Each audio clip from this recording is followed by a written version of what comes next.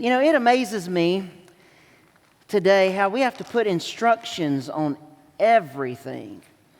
Maybe it started with McDonald's hot coffee, but it's continued into all kinds of things. Those of you who attended the last night of the revival with Pastor David Youth will remember that he used sunflower seeds, and he preached right down here, and he threw them on the floor as he was talking about spreading and sowing seeds of the gospel. In fact, I'm not sure, I might have just saw one extra one just as I was looking across. We've picked them up, we've vacuumed, we've done all the things.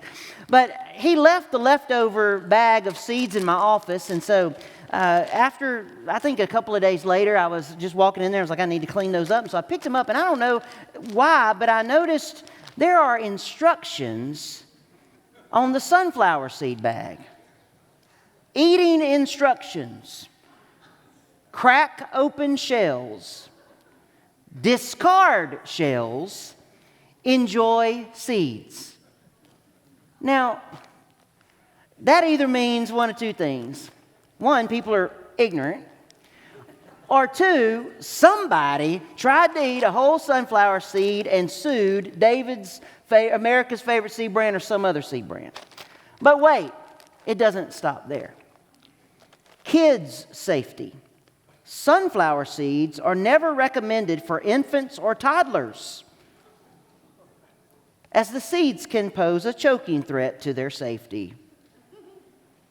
Now, I am sure every one of you, when your baby was 6 months old or your grandchild 6 months old, you'd say, you know what this kid needs? A sunflower seed. Those instructions seem ridiculous to us because who would do such a thing? Well, do you ever think that God sometimes thinks the things we do are pretty ridiculous because He's also given us some pretty idiot-proof instructions in His Word? I invite you, if you haven't already, to turn in your copy of God's Word to Haggai chapter 1 as we continue this series, Questions, What is God Asking You? And today's question has to do with God's people doing something ridiculous instead of what God has said. And today we're going to see the importance of obedience. And the question is, why are your houses so nice when mine lies in ruins? Now, to understand what that question and the context and the background to the book of Haggai, we need to set that context up today. And so let's set that context. In 539 BC, less than 50 years after Babylon had destroyed Jerusalem, Babylon itself was conquered by the Persians and their king Cyrus the Great. And in the same year, Cyrus issued a decree allowing the exiled Jews to return to their homeland.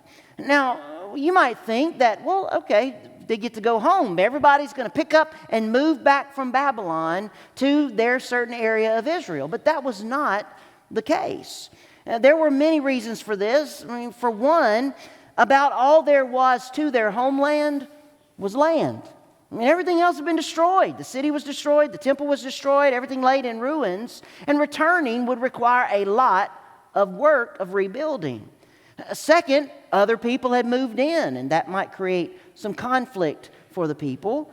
But third, a lot of the Jews were just simply comfortable where they were. I mean, most had been in exile for 50 years or longer. The people, many of the older adults who had been exiled had already passed away. Those who were younger had been born there in exile, considered Babylon home. They had taken the advice of the prophet Jeremiah to plant vineyards, start businesses, because you're going to be here for more than a generation. And so Babylon was home. We have to remember that as Babylon prospered, the Jews prospered. The exile was not like the German concentration camps of World War II. The Jews in Babylon were able to live relatively free, normal lives, just not in their home country. And so many people probably wondered, why in the world would I want to give up what I have here and return to a wasteland and have to do all of this work? And so many stayed behind. But about 50,000 did decide to return to their homeland. And when this group arrived, they found exactly the kind of challenges that I've already mentioned, and then even more. Because in addition to the hard work of rebuilding and replanting and plowing their fields, the people faced opposition from neighboring peoples and the people who had moved in. They faced opposition from even Persian officials in the area. And they even faced discouraging remarks from the older people among them, their own people, who said, well, things aren't just the way they used to be. It doesn't look as great as it used to be around here. And that was discouraging to these folks who were having to rebuild.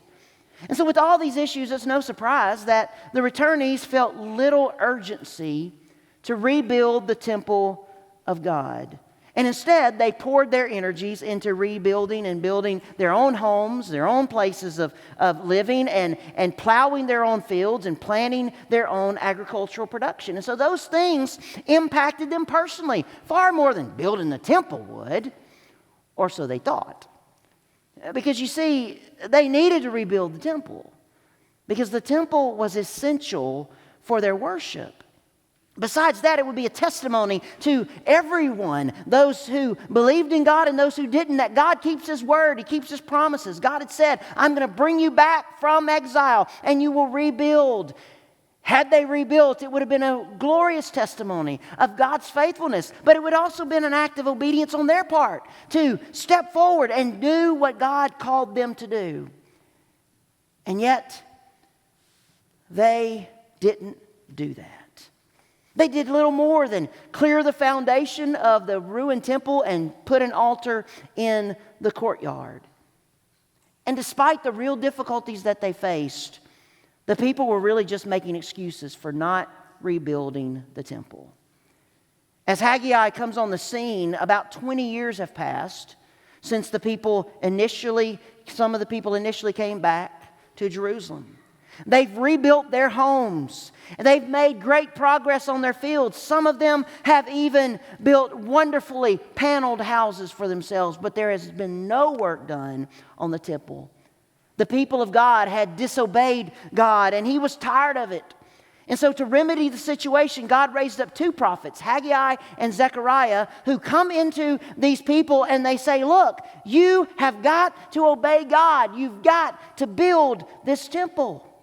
God's idiot-proof instructions were to rebuild the temple, but the people had not followed God's instructions.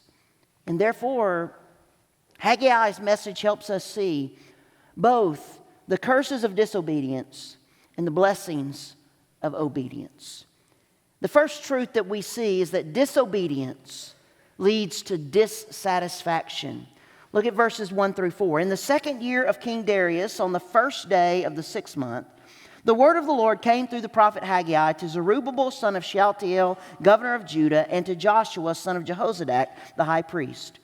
This is what the Lord Almighty says. These people say, the time is not yet come for God's house to be built. And then the word of the Lord came through the prophet Haggai. Is it time for you yourselves to be living in your paneled houses while this house remains a ruin? Haggai boldly announces to the people, this is what the Lord Almighty says. That Haggai's message came on the first day of the month is important because according to Old Testament law, the first of every month was a time of special offerings to the Lord. It was a time of celebrating God and worshiping Him. But with the temple lying in ruins, the people can't do this. They can't have these festive occasions. And so verse 2 strikes at the whole heart of the matter when God says these people say the time has not yet come for the Lord's house. But then He goes on to say, but yet you're living in paneled houses while my house lies in ruins. What's God saying? Your excuse doesn't work. It's no good. The people's excuse was simple. The time hasn't come yet.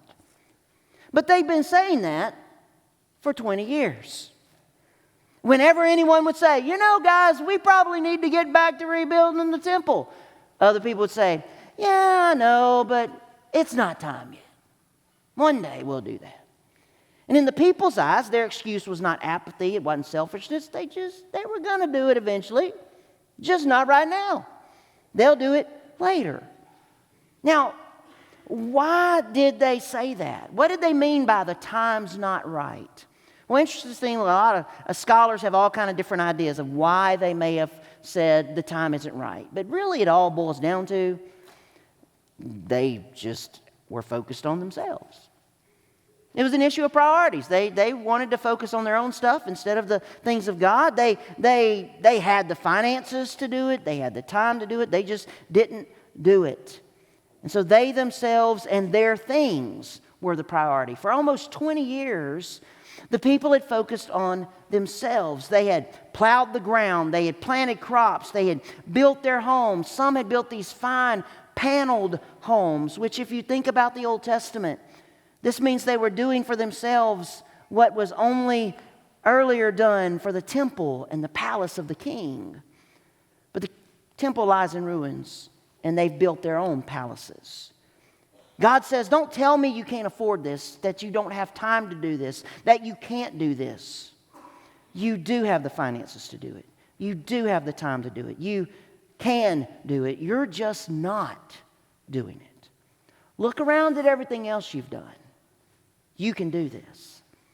You know, whether it's through service or resources or both, many people have the capacity to give to the Lord's work and serve the Lord in a greater way than they actually do. And what a blessing they are missing if they would just step out and to give and serve like those who know their capacity. People like Ron and Terry Patton. This week, Rebecca, the boys, and I traveled to Dallas for me to preach the funeral for Terry Patton. And Terry and her husband, Ron, were key members in our church in Forestburg, Texas, where we served before coming here, and where I'll actually be next Sunday for their 75th church anniversary. Ron and Terry, if we had leaders in the church, you know, you have bell cow couples sometimes in churches, and we had two, the Hudspeths and the Pattons. And Ron and Terry were just fantastic church members. They hosted wonderful things at their beautiful Three Falls Ranch. I mean, anything we had in the church pretty much was there. Baby showers, church leadership, Christmas parties, Sunday school parties. They even served basically as a bed and breakfast if we had guest speakers in, because the nearest hotel was 30 or 45 minutes away. All I'd have to do is call Terry. Terry, we've got this coming. Okay, no problem. And she would do it. She was always up for a party, always up to do whatever. And while I'm sure Ron and Terry gave very well to our church, I never knew what they gave, as I never know what anybody gives. But I know they gave well primarily because they did talk to me about what they give over and above. Like, they bought our baby grand piano in our sanctuary. They bought the video system for our church as we did that, and some other things along the way. But it was at a Christmas party that Rebecca and I were hosting at the parsonage that they made their biggest offer. So it was December of 2004. I'd been there a little over a year. We had just finished the sanctuary at the church, brand new sanctuary, and we were going into the new budget year with some debt for that. And we had the finance committee meetings planning the budget, and it was just challenging. As we put the debt into the budget, we were having to hold back on other things, cut back on some other things, and it was posing a real challenge. We were all kind of stressed out. And Ron was chair of the finance committee at the time. What also people didn't know, other than probably the finance committee and a few others, was that Ron and Terry had personally financed the debt for the church. And so instead of going to a bank, Ron said, look, I'll be the bank. And so the debt was really owed to him. Well, after we finished a meal at the church that night, we walked across the street to our parsonage, and Ron stopped me on the steps. And he said, Stuart, I tell you this. On Sunday, challenge the church to give to the debt. And he said, tell them that there's somebody, me, who's going to match whatever they give to the debt. And then don't tell them this part. Whatever's left, I'll forgive. And so, Sunday morning I stood up, I challenged the church. They started giving, and to my recollection, it's been a long time now, but the church gave between a third and a half of what we still owed. Ron forgave the rest, and we entered the next year debt-free. Can I just tell you, it was a game changer for our church. The next couple of years were the best years in the church's history in terms of baptisms, in terms of ministry we were able to do, adding staff members and things like that, because it was just freeing. It's like God said, thank you for your obedience, here you go. Now, Ron could have just as easily not offered to do that. He could have felt like he and Terry had given enough because they had. But he took that extra step so that God's work and that it could God's work could advance. And some 20 years later, it's still one of my favorite stories of ministry. You know, it often only takes one person doing what they can do to encourage others to do what they can do. And suddenly things change for the entire church, sometimes overnight. But you can't be that person if, like the Israelites, you're all focused on yourself. You can't even join in the movement of everyone else if you're still focused on your own paneled home. You have to focus on the mission. You see, the Israelites were not like Ron and Terry or our faithful other Forestburg members in that small church who followed their lead and gave sacrificially and served sacrificially. Rather than being generous and focused on the mission, the Israelites were selfish and had forgotten the mission. And so God says through Haggai, for 20 years, you've been in hot pursuit of everything but me. But guys, you've got to get back on task. And so what had happened was their disrespect for God and their disobedience to God had caused contempt in the heart of God for His people. In fact, notice that God calls them these people, not even my people. The relationship between God and His people was not good because of their disobedience. And think about this. Centuries before, when David was king, he had grown concerned about the fact that he was living in a fine paneled palace while God was still living in a tent. Remember? After David established the capital in Jerusalem, he built a palace for himself. He wanted to build God a temple, though, because he was frustrated that they were still using that old worn-out tent tabernacle to worship God. Well, now all these years later, the people are living in the fine paneled houses. God doesn't even have a tent. And unlike David, they don't care. They're completely focused on themselves. And Haggai lays into them by pointing out to the people that disobedience never leads to satisfaction. Verses 5 and 6, notice how he leans into them. He says, now this is what the Lord Almighty says. Give careful thought to your ways. You've planted much, but you've harvested little. You eat, but never have enough. You drink, but never have your fill. You put on clothes, but are not warm. You earn wages, only to put them in a purse that has holes in it. The things of this world pass through our hands like grains of sand. They never satisfy. No matter how much you have, it's never enough. Chasing after the things of this world leads to busyness and stress and debt and prayerlessness because only God can satisfy. Remember what Jesus said in Matthew 6:33. He said, you worry about a lot of stuff, but if you would just seek first the kingdom of God and His righteousness, then all this other stuff would be added to you. The people were living in fine houses while the temple was just a slab. They were busy with their own houses when they should have been busy about the house of God. And they were not satisfied because disobedience leads to dissatisfaction. But also, a second truth is this. Disobedience dishonors God. Look at verses 7 through 11. This is what the Lord Almighty says. Again, give careful thought to your ways. Go up into the mountains and bring down timber and build the house so that I may take pleasure in it and be honored, says the Lord. You expected much, but see, it turned out to be little. What you brought home I blew away. Why, declares the Lord Almighty? Because of my house, which remains a ruin, while each of you is busy with his own house. Therefore, because of you, The heavens have withheld their dew, the earth its crops. I called for a drought on the fields and the mountains, on the grain, the new wine, the oil, and whatever the ground produces, on men and cattle, and on the labor of your hands. You see, the Lord desires to take pleasure in the temple and to be honored by it. And though the people had expected much by doing things their own way, they were actually realizing that they had accomplished very little and come up wanting. Haggai explains that the economic and financial difficulties that they were apparently facing were not an adequate excuse for not doing what God had called them to do, because those problems were their own making. In fact, they were a judgment from God because of their disobedience. And so these problems had come on them because, as God says in verse 9, His house remained a ruin while they were busy about their own lives and houses. I'd like to tell you a little story that's the exact opposite of that.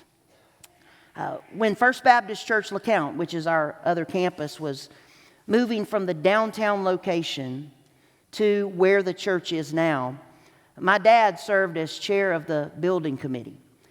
And just as the church project was beginning, our family moved into a new house that Mom and Dad had just built. Now, when I say a new house, I know you're thinking, oh, how nice. Everything was nice and ready and turnkey. No, not at all.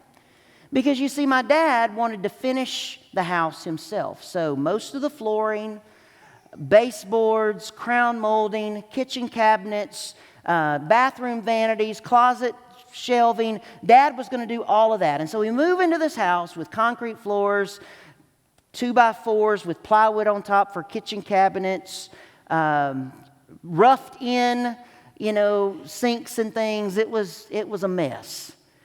Stairs undone. It was horrible. But anyway, about the time we moved in was when the church planning started. So we got all these planning meetings, and then it started to be work days like every Saturday. And since Daddy was retired, he spent a lot of time during the week going up there and working with other guys like Ronnie Roberts, who many of you have met there, who personally wired the whole place. Those guys worked hard to save the church money, stretch the budget long. Well, that project stretched out for about 6 years. From the initial planning in 94 until the church moved in 2000. During that time, the church was going up. Mom and Daddy's house never changed. In late 2000, Daddy had surgery for colon cancer, and though he had a few good years after that, he never really was 100% like he'd been before. And so though he did end up building most of the bathroom vanities, he did end up breaking down and buying kitchen cabinets and installing them. No, never really finished them either. He never really finished the house. In fact, for years, people would come to the front door.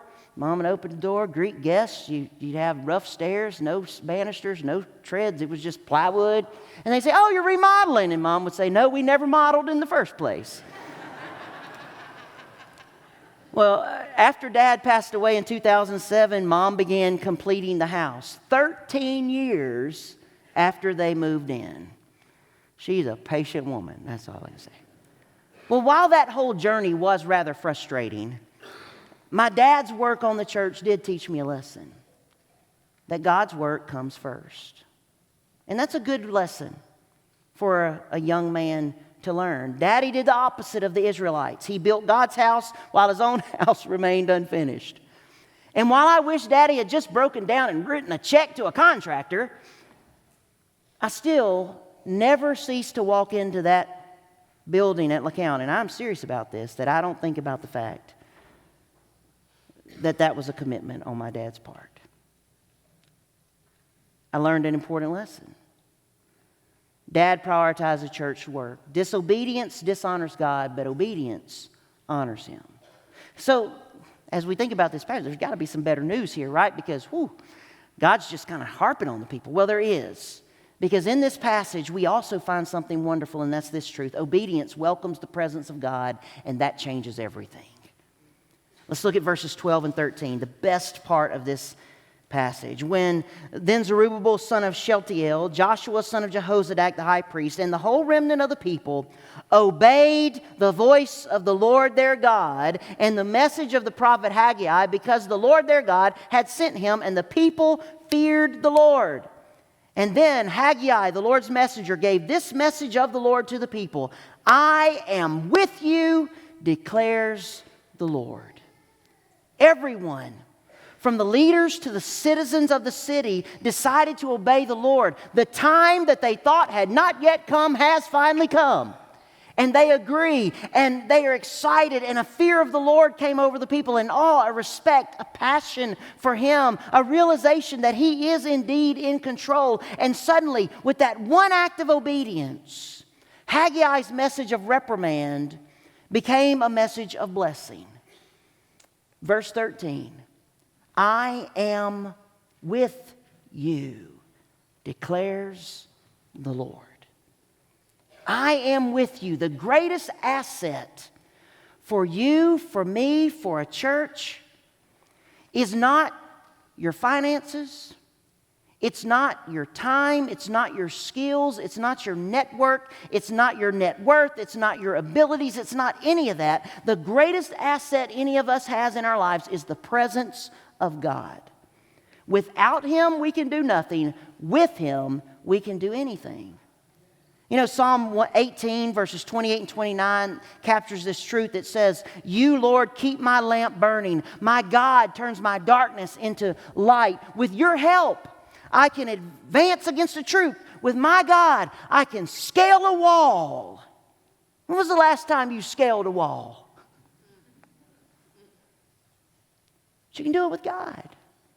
Obedience welcomes the presence of God, and that changes everything. Writing from the jail to the church in Philippi, remember what Paul said? That he had become content, learned to be content in all circumstances. And he had his eyes on the Lord. And because of that, he could write Philippians 4:13. I can do all things through Christ who strengthens me. In the presence of God is where we find all the resources of God. Whatever we need, comfort, peace, satisfaction, direction, wisdom, provision, and so much more. And when you have all of that, then you can walk humbly with your God, you can enjoy His presence, and you can find that obedience welcomes the presence of God. But there's another part of this focus point after the dash, and that changes everything. The presence of God in your life, in your work, changes everything. Notice what happens in verses 14 and 15. So the Lord stirred up the spirit of Zerubbabel, the governor of Judah, the spirit of Joshua, the high priest, and the spirit of the whole remnant of the people. And they came and they began to work on the house of the Lord Almighty, their God, on the 24th day of the 6th month in the 2nd year of King Darius. The people got their disobedience out of the way and they put God in His proper place. Doing so pleased God, of course. And so consequently, God was with them. He started to influence them. And notice who He influenced: the government leaders, the religious leaders, and all the people. So now everybody has a unified focus on being obedient to God and doing what God's called them to do. And their spirit is stirred up.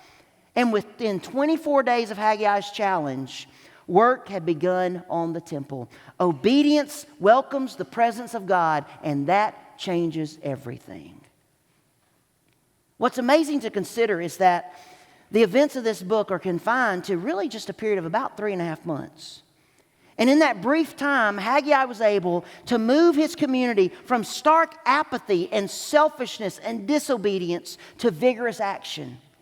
They had lived with misplaced priorities for 20 years. But in just over 20 days, the people obeyed God, began the work, and started to experience the blessing of doing so. What's crazy is they just started doing what they knew they were supposed to do anyway. So I wonder, what would happen in your life if you just did what you know you're supposed to do anyway? You know what God's Word says? Put me first and obey me. First on your calendar. Weekly for worship, daily for time with Him. First in your finances for tithing and supporting the work of the church. First in your relationships and how you treat your spouse, your kids, and others with whom you come in contact. First in your words, how you talk, how you post on social media, how you interact in conversations. First in your thoughts.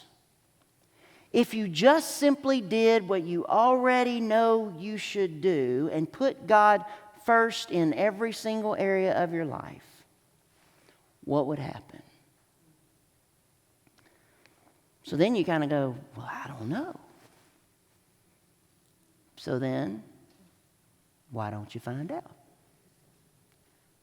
Just start with one thing. I know God wants me to do this, and I'm going to do that. And then add another and another until you can stand back and look at your life and you can see steps of obedience and you can see the blessing of God and you can see the presence of God in your life. Stop making excuses. Stop procrastinating. Stop kicking the can down the road. And just do what you've already know you're supposed to do. And find out the blessings of obeying God.